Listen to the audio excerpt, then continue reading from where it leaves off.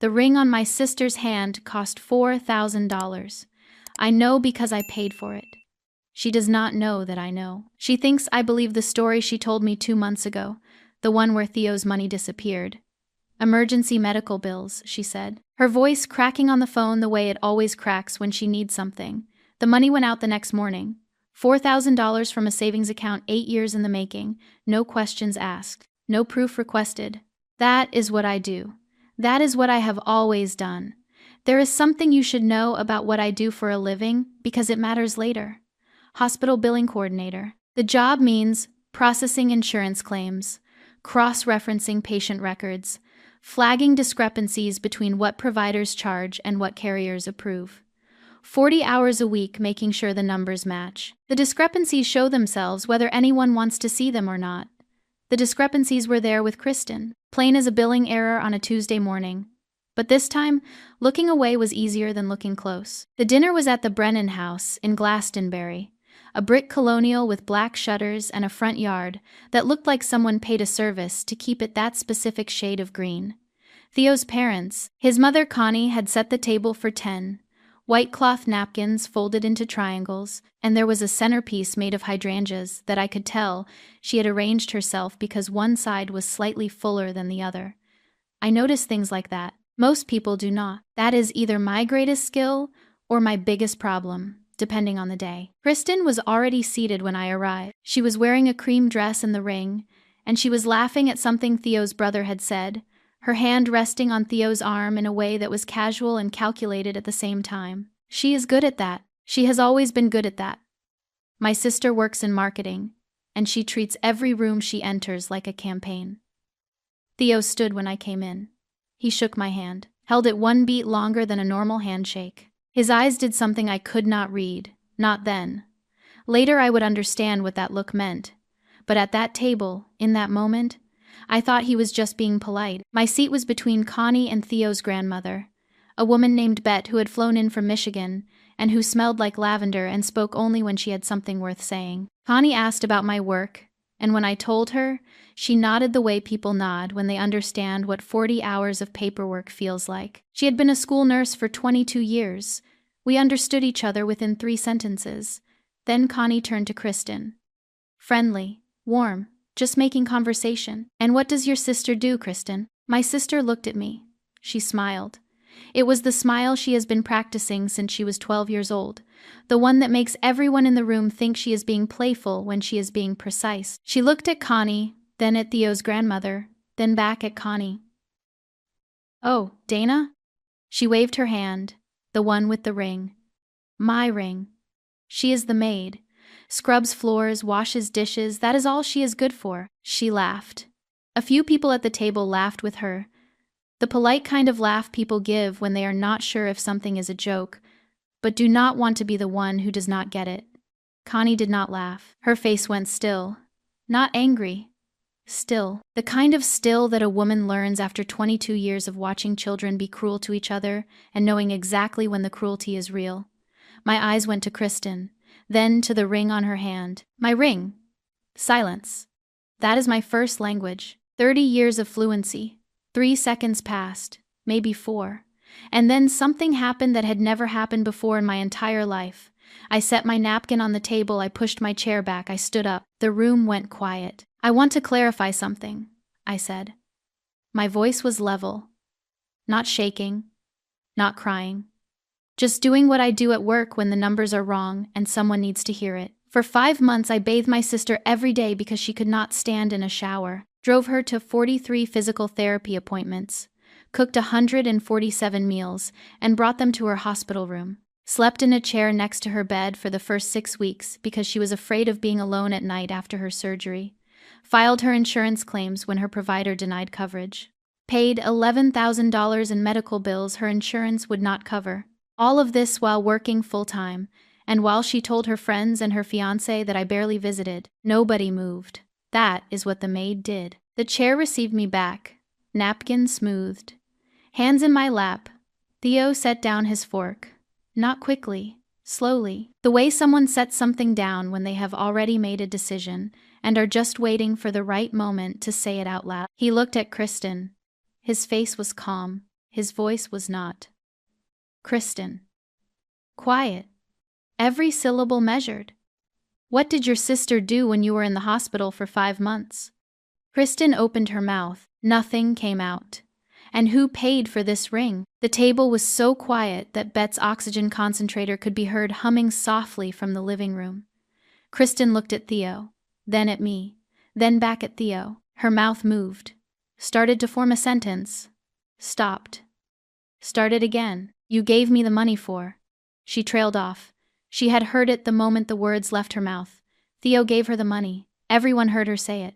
And Theo was asking who paid, which meant Theo already knew the answer, which meant the story she had built, the careful architecture of who she was and who I was and who deserved what, was coming apart in real time. At her own engagement dinner, in front of the people she needed most to believe her.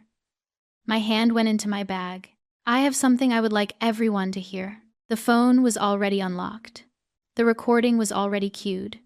Not because I had planned this, because an ISTJ who works in hospital billing does not delete voicemails, does not erase call logs, and does not throw away receipts. Everything is filed. Everything has a date, and this particular file had been sitting in a folder labeled Kristen since the night she called me crying about the ring. This is a phone call from 2 months ago, I said. My sister called me asking for help. Diane stood halfway out of her chair. Dana, let's not do this here. This is your sister's night. We are doing this here, Mom. My voice did not rise, because not here is how we got to this table. Diane sat back down. Her mouth opened and closed once. Like a door someone changed their mind about walking through. The recording played. Kristen's voice first. Thin. Cracking. The specific pitch she uses when she needs something she does not want to ask for. Dana, I need help. Theo gave me money for the ring, but I had to use it for emergency bills from the hospital. Copays and a balance they said was overdue. I have nothing left. Can you help me? My voice flat and immediate. How much do you need? 4,000. I will pay you back, I promise. Okay, that was it. 41 seconds. The whole recording. My sister asking, and me saying, okay. The silence that followed was not the polite kind. It was the kind where people are doing math they do not want to do. Theo gave Kristen money for a ring. Kristen told me that money was gone. Kristen asked me for the same amount. The ring was on her hand. My money was on her finger, and every person at that table could see it.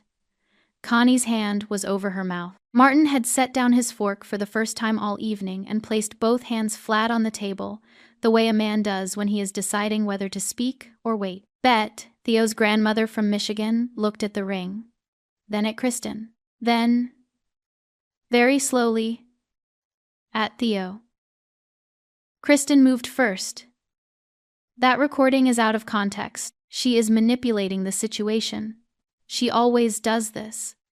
She has always been jealous of me, and now she is trying to ruin my engagement because she cannot stand that I am happy. Her voice was louder than it needed to be. Marketing voice. Campaign mode. But the room was not buying. When you have just heard a woman's own voice on a recording, context does not work the way it usually does. Theo spoke without looking away from Kristen. Out of context, he repeated her words back to her the way a teacher repeats a wrong answer, not cruelly, but precisely. You told me you bought this ring with your own savings. You said that in my car the night we picked it up. And you said it again when my mother asked about it last week. He paused. Twice. Kristen's eyes moved to Diane. Mom, tell them she has always been like this. Diane did not move. Her hands were in her lap. Her face was the face of a woman who has spent 30 years building a wall out of phrases like, let's not do this here, and you know how she is, and who has just watched someone drive a truck through the middle of it. She said nothing. That was the first time in my life my mother did not defend Kristen. Not because she had chosen my side, because she had run out of walls.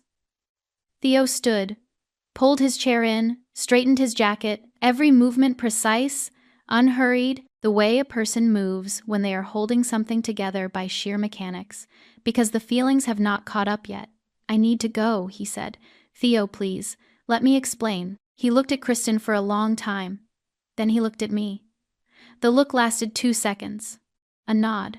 Small. Almost invisible. Not thank you and not I am sorry. but something in between that did not need words. Then he walked through the kitchen, past the hydrangea centerpiece Connie had arranged that morning, and out the back door. The sound of a car starting, then gravel, then nothing. Martin picked up his napkin, folded it in half, set it beside his plate, looked at Connie. Connie looked at the table. Neither of them spoke, and in that silence was a complete conversation that only 34 years of marriage can hold. Kristen was still standing. Her hands were shaking. The ring caught the chandelier light and threw a small rainbow across the tablecloth, which was the kind of detail that should not matter but did. Dana. Her voice was different now. Smaller. Not the marketing voice. The other one. The one she used at 3 a.m. during the worst week in the hospital, when the pain medication wore off early and she could not reach the call button. "Why would you do this?" "Because you called me the maid," I said, in front of people who were meeting me for the first time. "While wearing a ring I bought you. After 5 months of my life that you erased, nothing else to say." So nothing else was said. "It was nice meeting you, Mrs. Brennan," I said to Connie on my way out. "I am sorry it was like this." Connie caught my arm. Her grip was firm, school nurse firm. 22 years of holding children who did not want to be held firm. "Do not you dare apologize," she said. Quiet. Absolute. The drive home took 22 minutes. The radio stayed off. The windows stayed up. My hands were steady on the wheel. Steady through the left turn onto Route 9. Steady past the gas station where Kristen and I used to buy slushies when we were kids, and the world was a place where sisters were on the same side. Steady all the way home. And then, in the driveway, with the engine still running and the headlights pointing at my front door, my hands started shaking. Not during. After. That is how it works with me. The body waits until the job is done, and then it tells you what the job cost. But the dinner was only the beginning. Because what nobody at that table knew, what Theo and I had agreed to keep between us, was that he had already heard the truth 2 weeks before that dinner. On a Tuesday evening, when he showed up at my door wanting to yell at me for being a terrible sister, and left an hour later unable to speak. That story starts with a knock. The knock came on a Tuesday at 6:45 in the evening, 2 weeks before the dinner. 2 weeks before the ring and the recording and the look on Connie Brennan's face that I will carry with me for the rest of my life. I was standing at the kitchen counter cutting bell peppers for a stir-fry that I would eat alone, the way I eat most meals. The knife was sharp. The peppers were red and green. The apartment smelled like sesame oil. These are the kinds of details I remember, because my brain stores the ordinary moments right next to the extraordinary ones, and sometimes the ordinary ones are louder. The man at the door was tall, early 30s, with the kind of posture that people who stand in front of classrooms develop over time, shoulders back, chin level, hands visible. He was wearing a corduroy jacket with a pen clipped to the inside pocket, and his face carried the specific expression of someone who has rehearsed what he is about to say, but is not entirely sure the words will come out in the right order. "Are you Dana Calloway?" "Yes. My name is Theo Brennan. Your sister's fiancé." He paused. "May I come in?" There are moments when the body knows something before the mind catches up. My hand tightened on the doorframe. Not because I was afraid of him, because his name was the name Kristen had been saying for 8 months, with the voice she reserves for things she considers achievements, and hearing it attached to an actual person standing on my doorstep at dinner time meant something was about to change. "Come in." He sat on the edge of my couch the way people sit when they do not plan to stay long. Elbows on knees, hands clasped. He looked at the floor for about 10 seconds before he spoke. "Kristen told me about the time you spent at the hospital when she was recovering." His voice was careful, measured. The voice of a man who teaches teenagers for a living and has learned that tone matters more than volume. "She told me you were controlling, that you made decisions about her care without asking, that you treated her like a patient instead of a sister." The bell peppers were still on the counter. The knife was still on the cutting board. The sesame oil was starting to smoke slightly because I had forgotten to turn off the burner. "She said you barely visited the last 2 months, that you got tired of it, that you made her feel like a burden." Each sentence landed in a specific place. Controlling, barely visited, burden. These were not Kristen's feelings. These were Kristen's talking points. Carefully chosen, strategically deployed. My sister works in marketing, and she markets everything, including her own history. I need to understand, Theo said, because the woman I am about to marry told me her sister treated her badly during the worst 5 months of her life. And I need to know if that is true before I sit across from you at a dinner table and pretend everything is fine. He was not yelling. He was not threatening. He was doing what a good man does when someone he loves tells him she was hurt. He was showing up. The wrong person, the wrong door.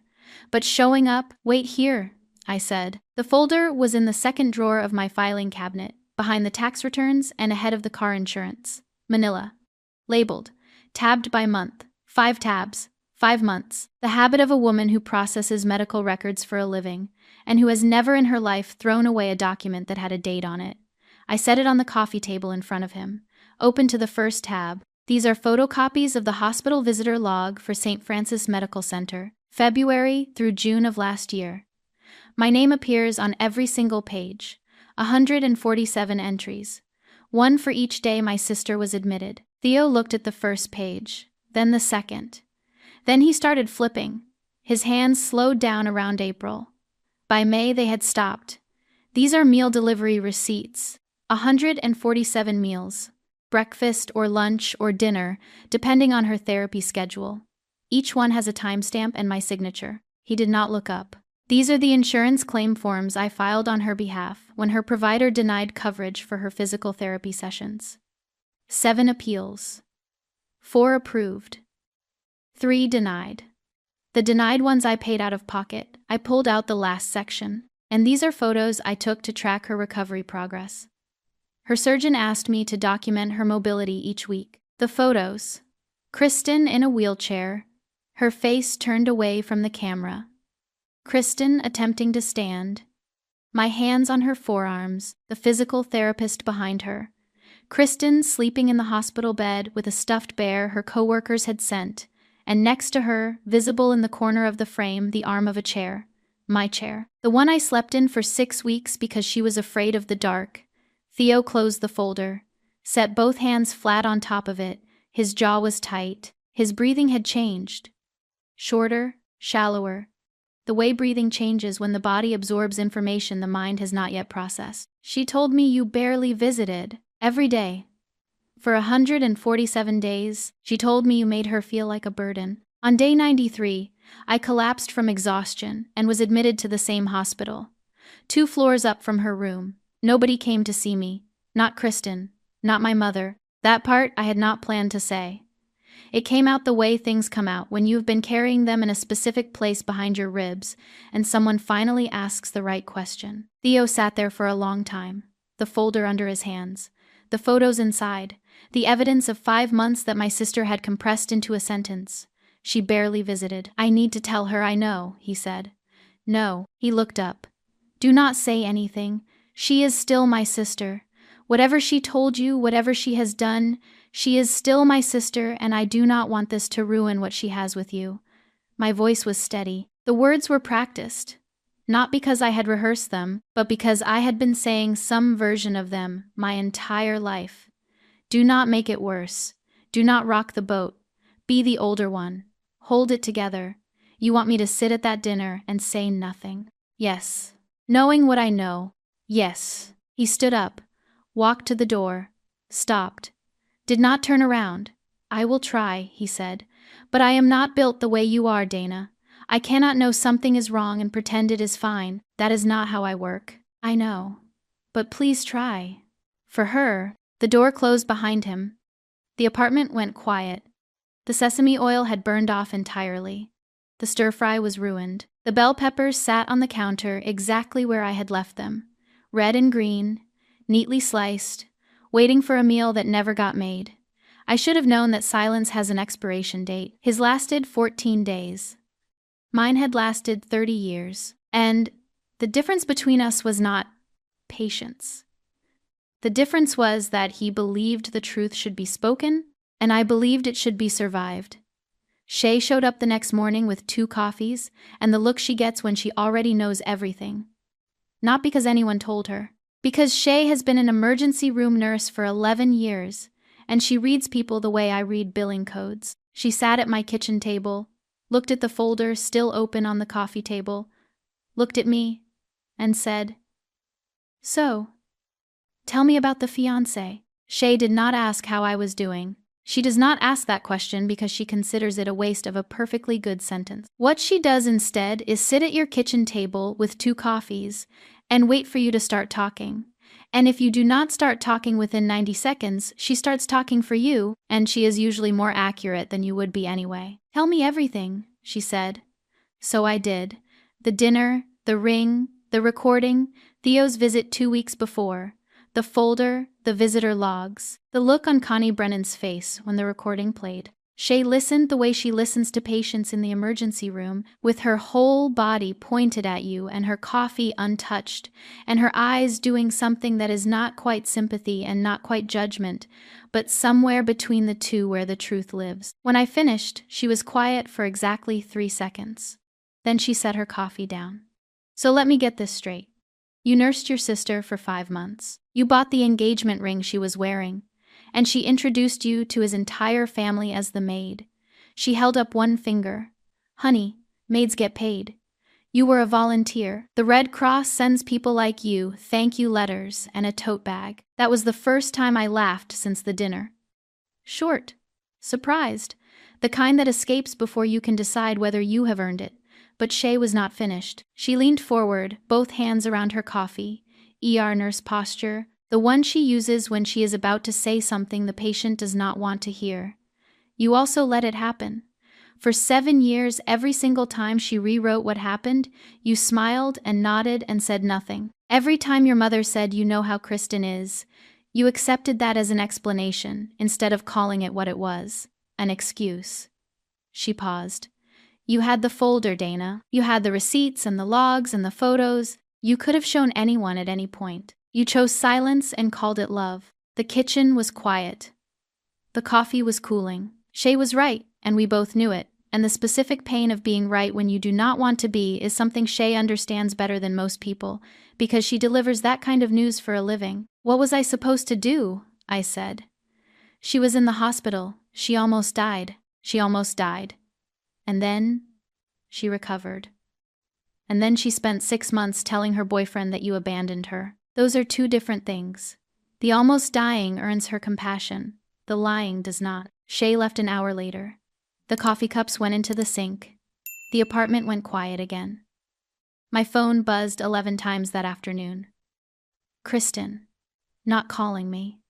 Calling everyone else. The first sign appeared on Instagram at 2:17. A story. White text on a black background. The format people use when they want to look serious without looking like they are trying. My own sister tried to humiliate me at my engagement dinner. After everything I survived, after 5 months in the hospital fighting for my life, this is how my family treats me. By 4 o'clock, 3 mutual friends had texted me variations of the same question. What happened at the dinner? Each text was phrased differently but contained the same subtext. Kristen called us. We heard her version. We want to hear yours before we decide. My sister works in marketing. She launched a full campaign in under 3 hours. Social media for the broad audience. Personal calls for the inner circle. A crying voicemail to our mother that I am certain included the phrase, "She has always been jealous of me." Because that is Kristen's go-to headline, and it has worked on Diane for 30 years. The call to Theo came last. Charm mode. The cracking voice. She planned this, Theo. She wanted to humiliate me. Please do not believe her. You know me. Theo's response, which he told me about later, was 6 words.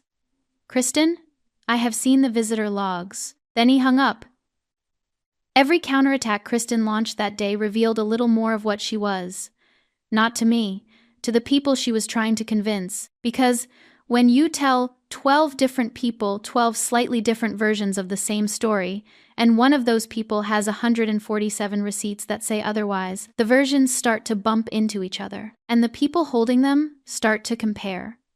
That night, I sat at my kitchen table with my laptop open and the folder next to it and the apartment dark except for the screen. The folder was still open to the photo section. Kristen in the wheelchair. Kristen trying to stand. The arm of my chair in the corner of the frame. My hands were on the keyboard, but I was not typing. I was looking at the folder the way you look at something you have carried for a long time without ever asking yourself why. Evidence. 147 days of it. Organized, tabbed, backed up, filed the way someone files things they expect to need someday. You do not keep evidence of love. You keep evidence of things you are afraid no one will believe. That thought arrived quietly, the way the important ones always do. Not with fanfare, not with tears. Just a sentence that settled into the space between what I had been telling myself and what I had always known. I kept records because I knew, not consciously, not formally, but somewhere underneath the filing and the tabbing and the backing up, I had always known that the day would come when my word would not be enough. When Kristen would rewrite what happened and everyone would believe her version, because her version was warmer and louder and more entertaining than mine. And I would need proof, not because I was paranoid, because I was paying attention. The first time I learned to pay attention like that, I was 14. Kristen was 7. She fell off the monkey bars at Ridgewood Park and broke her arm. I was not there. I was at the public library 3 blocks away, working on a history project that was due Monday. My mother picked Kristen up from the emergency room, brought her home with a cast and a lollipop, and looked at me standing in the kitchen doorway with my backpack still on. "You are the older one," she said. "You should have been watching her." I was at the library. Kristen was at the park with 2 friends and a parent volunteer. There was no version of events in which I was responsible for what happened. But my mother looked at me, and in her face I saw something I would see many more times in the years that followed. Not anger, certainty. The absolute, unshakable belief that when something goes wrong with Kristen, the explanation is Dana. That was the year I started keeping records. Not on purpose, but that was the year I began saving report cards, writing down dates, keeping ticket stubs and receipts in a shoebox under my bed. Because 14-year-old Dana learned something that 37-year-old Dana was only now willing to say out loud. If you cannot prove it happened, it did not happen. And nobody in my family was ever going to take my word for it. The laptop screen glowed in the dark apartment. The cursor blinked. I opened a new spreadsheet. Column A. What I gave. Column B. What Kristen told people. Column C. What actually happened. By midnight, the spreadsheet was 14 rows long, each row a year, each year a pattern, and for the first time in my life, I was not building a record to survive. I was building a record to fight. The spreadsheet changed things. Not because the information was new, because the format was.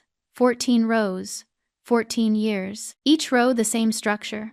What I gave, what Kristen said I gave, what actually happened. When you see a pattern in a paragraph, you can argue with it. When you see it in a spreadsheet, it argues with you. Row 3. The year Kristen moved to Hartford for her first marketing job. What I gave, co-signed her lease, drove 2 hours every other weekend to help her unpack, stock her fridge, fix her curtains because she said the landlord would not do it. What Kristen told people, she did it all on her own. What actually happened?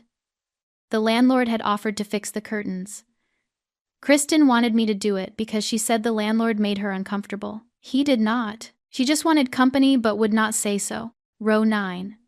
The year Kristen's appendix burst at 2 in the morning on a Thursday. What I gave, drove 40 minutes to the emergency room, stayed until she was out of surgery, called her boss, called her insurance, picked up her prescriptions. What Kristen told people? Dana overreacted. It was just an appendix. What actually happened? The surgeon told me afterward that another hour could have been peritonitis. 14 years. The same shape every time. The counter-campaign Kristen had launched after the dinner lasted roughly 72 hours before it began to collapse under its own weight. The first crack came from a woman named Tessa, who had been Kristen's college roommate, and who had received a tearful phone call the morning after the dinner. Tessa texted me on a Wednesday. Kristen says you ambushed her at the engagement dinner. She says you have always been jealous.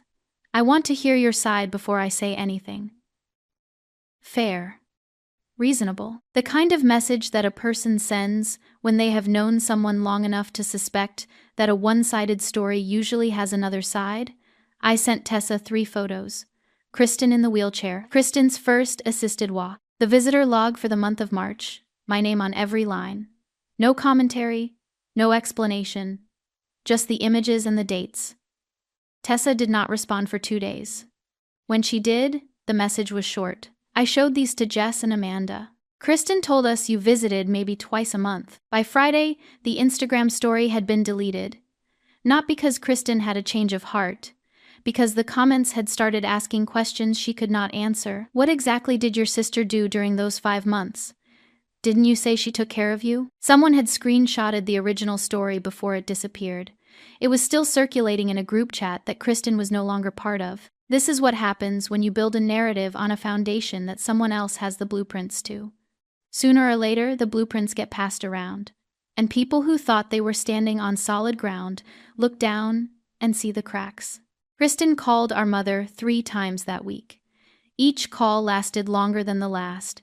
Diane did not call me, not to check in, not to ask what happened, not to take a side. My mother's silence had a specific texture that I had learned to read over 30 years. It was not the silence of someone who is angry. It was the silence of someone who does not know which version of the story to believe anymore, and is afraid that choosing will cost her one of her daughters. On Thursday afternoon, 10 days after the dinner, my phone rang. The number was local but not saved in my contacts. I answered. Dana, this is Connie Brennan. The voice was steady, warm in the way that people who have worked with children for decades are warm, not because they are performing warmth, but because they have learned that calm is the most useful thing you can offer someone who is not calm.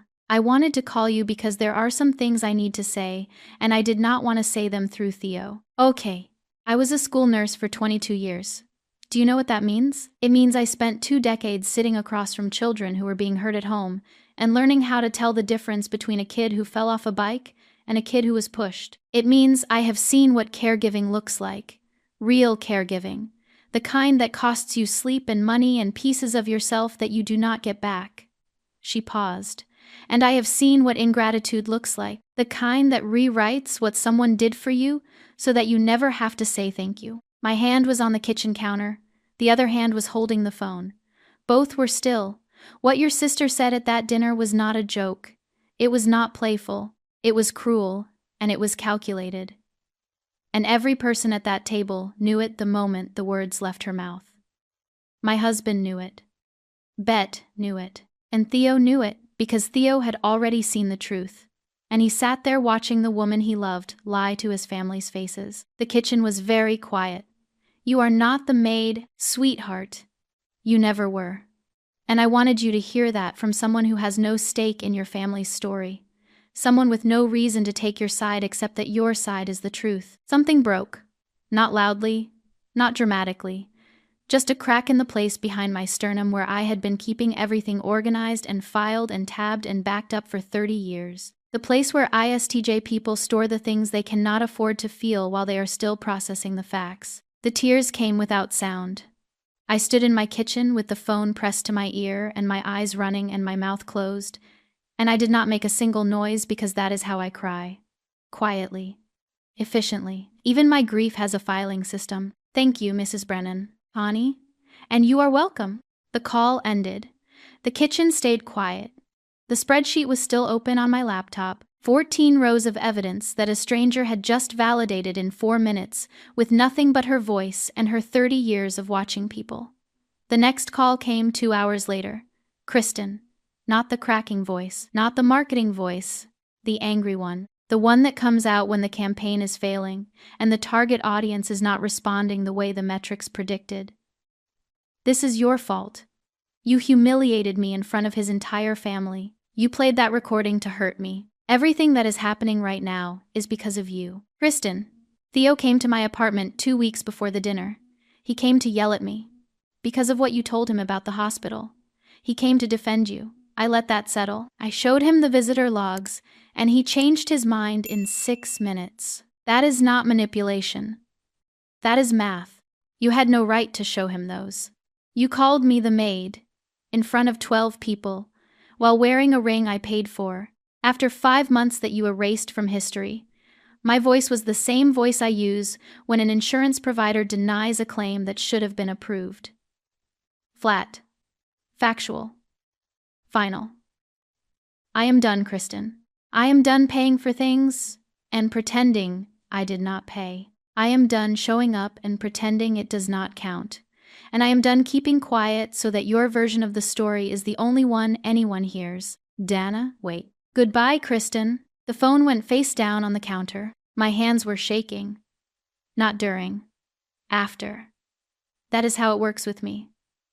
The performance is steady. The cost comes later, when no one is watching. 2 weeks after the dinner, on a Saturday morning, Theo called.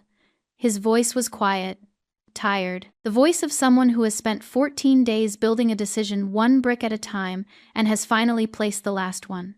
Can we talk? He said. I have made a decision. Theo chose a coffee shop on the post road, halfway between his parents' house and Kristen's apartment. Neutral ground. Public enough that no one would raise their voice. Quiet enough that what needed to be said could be said at the volume it deserved. He told me about it 3 days later, sitting in the same chair in my living room where he had sat 2 weeks before the dinner, with a folder full of visitor logs and a face full of something he could not yet name. This time, his hands were empty. His voice was different, not angry, not confused, just finished. She was already there when I walked in, he said, sitting at a table by the window. She had ordered my coffee for me. Black, 1 sugar. She remembered how I take it. That is the thing about Kristen. She remembers the small things. She remembers your coffee order and your mother's birthday and the name of your childhood dog. She files those details away and deploys them at exactly the right moment. And for a long time, I thought that was love. He paused. It is not love. It is inventory. Kristen had started talking before he sat down, the cracking voice. The version of events where everything that happened at the dinner was a misunderstanding, where the recording was taken out of context, where I had always been jealous and had finally found a way to act on it. She talked for about 8 minutes, Theo said, and the whole time, I kept thinking about something one of my students said last year, a 15-year-old named Marcus. We were studying primary sources in the Civil War unit, and Marcus raised his hand and said, Mr. Brennan, how come every time somebody lies in a letter, they write more words? And I told him that was one of the smartest things anyone had ever said in my classroom. He looked at his hands. Kristen used a lot of words. When she finished, Theo said one thing. He had been building it for 2 weeks, turning it over, testing it against every version of events Kristen had given him since they met. And when it came out, it was not a speech. It was not an accusation. It was the kind of sentence a teacher constructs when he wants the student to understand not just what went wrong, but why it matters. I keep coming back to one thing, he told her. You had someone who gave up her life for 5 months to take care of you, who bathed you and fed you and slept in a chair beside your bed, and you stood in front of my family and called her the Maid. While wearing a ring she paid for with money you told her was lost. He paused. You meant every word, Kristen. That is what scares me. Not that you said it, that you meant it, Kristen cried. Real tears this time, Theo said. Not the campaign tears. The ones that come when the marketing stops working and there is nothing left underneath but the actual person. I can change, she said. Give me a chance. I was scared, and I was angry, and I took it out on the wrong person. You took it out on the person who saved you. That is not anger. That is character. He slid the ring across the table. Kristen stared at it. The diamond caught the overhead light and threw a small line of color across the wood, the same way it had thrown color across the tablecloth at the dinner. A beautiful thing bought with borrowed money from a woman who was called a maid for providing it. I am going to mail this to your sister, Theo said. She paid for it. He stood up, walked to the door, did not look back. Not because he was making a statement. Because he was trying not to cry in a coffee shop on the post road at 11 in the morning, and looking back would have broken the only thing he had left, which was the certainty that he was doing the right thing. Kristen sat alone at the table with an empty ring finger, and 2 cups of coffee, one of which she had ordered for a man who was no longer coming back. 4 days after Theo's visit to the coffee shop, my mother showed up at my front door without calling first. This had not happened in years. Diane Calloway calls ahead. She confirms. She manages expectations. Showing up unannounced meant that whatever she had come to say could not survive the distance of a phone call. She sat at my kitchen table, the same table where Shay had sat with coffee, the same table where the spreadsheet had been built. The kitchen was becoming a courtroom, and I had not planned it that way. But that is what happens when your home is the place where the truth keeps showing up whether you invited it or not. Show me everything, she said. No preamble. No, let me explain. No, let's not do this here. Just show me. The laptop was on the counter. The folder was in the cabinet. The recording was on my phone. The spreadsheet was saved on my desktop under a file name I had chosen carefully. 14 years. Diane read the visitor logs first. Her eyes moved down the columns, the way eyes move when they are counting something they do not want to count. Then the receipts. Then the insurance correspondence. Then the photos. Kristen in the wheelchair. Kristen's first walk. The arm of my chair in the corner of the frame. She spent a long time on the photos. Longer than on the numbers? Because numbers are abstract, but a photograph of your daughter in a wheelchair being pushed by your other daughter is not abstract. It is specific and undeniable, and it sits in front of you with a date stamp and a story that does not match the one you have been telling yourself. 10 minutes passed. Maybe 12. Then Diane closed the laptop and set both hands flat on the table, and when she looked up, her face was not the face I expected. I expected defensiveness. I expected you know how she is. I expected the wall. What I got was a question. How long has she been doing this? 6 words. And inside those 6 words, an admission that changed the shape of everything. Because how long means Diane already knew there was something to measure. How long means this was not a surprise. How long means my mother had seen the pattern, had suspected the pattern, had lived alongside the pattern for years, and had chosen not to ask the question until the evidence was sitting on her daughter's kitchen table in a folder with 5 tabs. How long have you been not asking? I said. Diane's mouth trembled. Not the polished tremble of a woman who is performing emotion. The raw tremble of a woman who has just heard her own silence named out loud. She cried. Not for Kristen, not for the dinner, not for the engagement. For herself. For 30 years of, let's not do this here, and you know how she is, and you are the older one. For every time she chose peace over truth and called it parenting. I told you when you were 14 that it was your job to take care of her, she said. At the hospital, when she broke her arm, you were at the library, and I told you it was your fault. Yes. That was wrong. I am sorry. The kitchen held still. The refrigerator hummed. Somewhere outside, a neighbor started a lawnmower, and the sound was so ordinary and so out of place that it almost made me laugh. Thank you for saying that, Mom. I should have said it 23 years ago. Yes, you should have. She did not flinch. She took it. Because she knew she had earned it. I need you to understand something, I said. I am not going to be the responsible one anymore. Not the way I was. If Kristen calls you crying, I need you to not call me to fix it. If something breaks in her life, I need you to let it stay broken until she picks up the pieces herself. I understand. And I need you to tell her the truth. Not a version that protects her feelings. The truth. The real one. The one you just read. Diane nodded. Stood up. Put on her coat. Walked to the door. Turned around one more time. You are a good sister, Dana. You always were. Even when I made it harder than it should have been. The door closed. The lawnmower outside stopped. The kitchen went quiet in the specific way it goes quiet when something has ended and something else has not yet begun. 3 days later, a small padded envelope arrived at my apartment. No return address. Inside, the ring, and a note in Theo's handwriting, neat and slanted, the handwriting of a man who teaches 9th graders and still believes in cursive. 4 words. This belongs to you. The ring sat on my kitchen windowsill for a long time after that. Not worn, not sold, not thrown away. Just there, catching the morning light. A $4,000 reminder of what I had paid for and what I had stopped paying for. Victory is supposed to feel like something. In the movies, there is music. A slow zoom on the protagonist's face. The audience knows they have won because the score tells them so.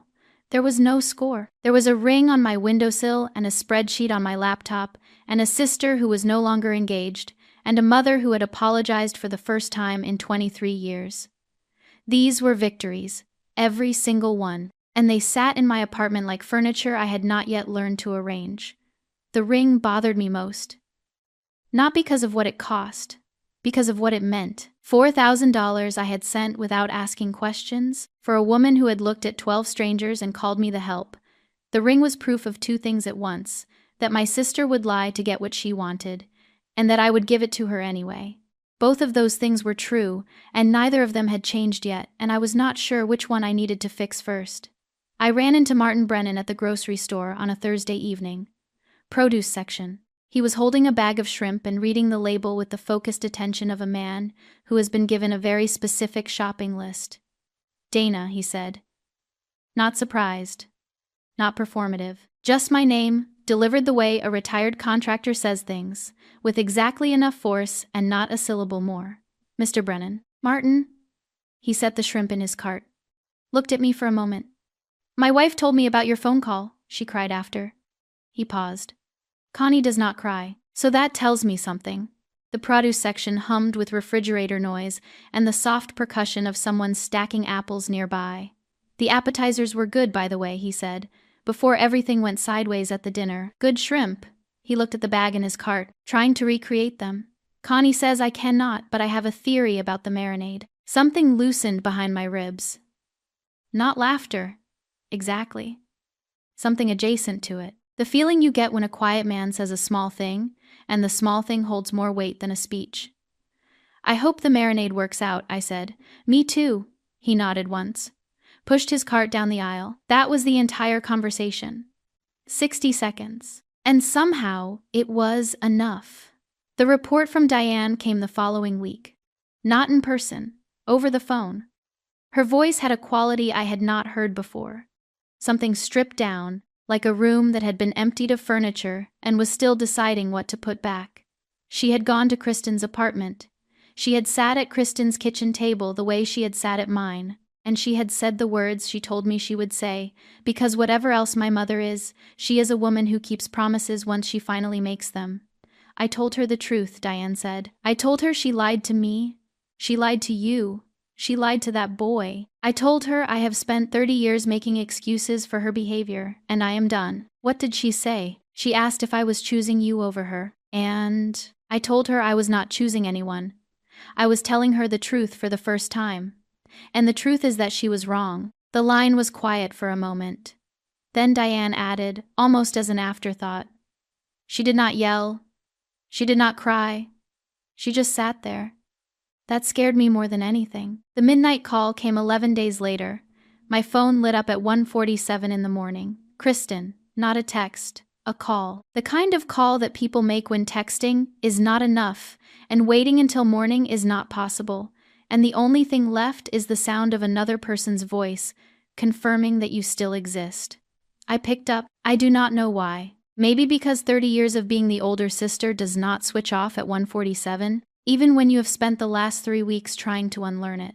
She did not speak right away. There was breathing. Then a sound that was not quite crying and not quite talking. The sound a person makes when they are standing at the edge of something honest and are not sure the ground will hold. I do not know why I said it. Her voice was stripped of everything. No marketing. No charm. No strategy. Just a woman alone in an apartment at 1 a.m, talking to the person she hurt the most. I do not know why I do any of it. I do not know why I told Theo those things about you. I do not know why I took the money. I do not know why I stood in front of those people and said what I said. I keep trying to find the reason, and there is nothing there. Just me. The apartment was dark. The ring was on the windowsill. The refrigerator hummed. I do, I said. Silence. You said it because you have been saying it to yourself for years. That I am just the help, that what I did does not count. Because if it counts, then you owe me something you have never wanted to owe anyone. Gratitude. And gratitude means admitting you needed me. And admitting you needed me means admitting you were not strong enough on your own. And that is the one thing you have never been willing to say. The breathing on the other end changed. Slower. Heavier. Can we fix this? I do not know, but I know it does not start with a phone call at 1 a.m. It starts with you telling the truth to one person, just one, without me having to play a recording first. The line went quiet, then a click, then nothing. I set the phone face down on the nightstand, pulled the blanket up, looked at the ceiling for a long time, and for the first time in 30 years, I did not feel responsible for what happened next. 3 months later, the apartment still smelled like fresh paint. Not because the paint was fresh, because I had chosen a color called winter linen that apparently never stopped smelling like a decision, which seemed appropriate. The promotion came through in October. Senior billing coordinator. Same hospital, same department, different title, different office, different chair that did not squeak when I leaned back to think. My boss had pulled me aside in September and said, "You have been doing this job at a senior level for 2 years. We are just now catching the paperwork up to reality." Which was, if you think about it, the story of my life told in one sentence by a man who did not know he was telling it. Shay came over on a Saturday with takeout and a bottle of wine that cost more than her usual budget, which meant she was celebrating something or worried about something, and with Shay, those two things often look the same. "You seem different," she said, pulling containers out of the bag. "Different how?" "Lighter. Like you put something down?" "I stopped carrying 2 people's weight. Turns out you walk faster with just your own." She looked at me over the pad thai. The ER nurse look. The one that sees past what you are saying to what you are actually telling her. "Good," she said. "About time." Kristen and I had spoken twice since the midnight call. Both conversations were short. Both were uncomfortable. Both were real. That was new. Uncomfortable and real had never coexisted in our family before. We had always chosen comfortable and false, the way you choose a chair that looks nice but does not actually support your back. She had started therapy. Not because I asked, because Diane had gone to her apartment a second time and said, "Go, or I am done too." And whatever Diane lacked in timing, she had apparently found in follow-through, because Kristen went. Every Tuesday at 4. Whether it was helping, I did not know. Whether it would last, I could not say. But she was going, and that was the first thing Kristen had done in a long time that was not for an audience. We were not healed. We were not broken. We were somewhere in between where the light comes through, but the walls are still cracked, and neither of us was pretending the cracks were not there. That was enough. For now, that was enough. The call from Connie came on a Wednesday. "Dana, it is Connie. I am calling to invite you to Sunday dinner. Martin has been working on a shrimp recipe for 3 months, and he is convinced this is the batch. I am less convinced, but the man bought a thermometer specifically for this, so we are committed. Connie, I appreciate that, but I do not want things to be awkward with Theo. Theo moved to a new school district in September. He is not here." A pause. "This is not about Theo. This is about the fact that Martin liked you, I liked you, and Bet asks about you every time she calls from Michigan. You sat at our table once under terrible circumstances, and I would like you to sit at it again under better ones." The kitchen was quiet. The ring was on the windowsill. The winter light was coming through at a low angle, the way it does in Connecticut in November, when the sun gives up early but makes the most of the hours it has. "Tell Martin I like shrimp," I said. "He will be thrilled." He has a theory about the marinade. I have heard. Saturday morning. My kitchen. 1 plate on the table, 1 cup of coffee. No delivery to prepare. No insurance forms to file for someone else. No meal to package and drive across town. Just a woman at her own table, in her own apartment, eating breakfast at the pace she wanted to eat it. The ring sat on the windowsill in a small box I had found at a craft store, the kind meant for earrings. $4,000 of diamond and metal, catching the morning light the way it had caught the chandelier at the dinner and the overhead fluorescent at the coffee shop. It had been on my sister's hand, and then on a cafe table, and then in a padded envelope. And now here. Not worn. Not sold. Not hidden. Just present. A reminder that I had paid for something, and that I had stopped paying. There is a version of this story where the ending is clean, where sisters reconcile at a kitchen table and cry and hug and promise to do better and everything is forgiven in a single afternoon. That is a beautiful story. It is not this one. This story ends at a table, but it is my table. And the woman sitting at it is not the woman who sat at the Brennan dinner 3 months ago. That woman would have heard the word maid and swallowed it, would have smoothed her napkin and looked at her plate and added it to the long list of things she survived by pretending they did not happen. This woman stood up. That is the difference, not the evidence, not the recording, not the spreadsheet, or the visitor logs, or the $4,000. The difference is that somewhere between the first bell pepper I sliced on a Tuesday evening and the last conversation I had with my sister at 1 a.m, I stopped believing that silence was the same thing as strength. It is not. Silence is just silence. And sometimes the bravest thing a woman can do is open her mouth at a dinner table and say, "This is what the maid did." If someone in your life has been calling you the help, the invisible one, the one who holds everything together while they stand in the light and take the credit, I want you to hear something that took me 30 years to say out loud. You are not the maid. You are the foundation. And foundations do not apologize for standing. If you have spent years being the one who shows up, the one who cooks and cleans and drives and pays and never asks for credit, this story is not about a dinner table. It is about the moment you decide that your silence is no longer protecting anyone. It is only protecting the people who benefit from you staying quiet.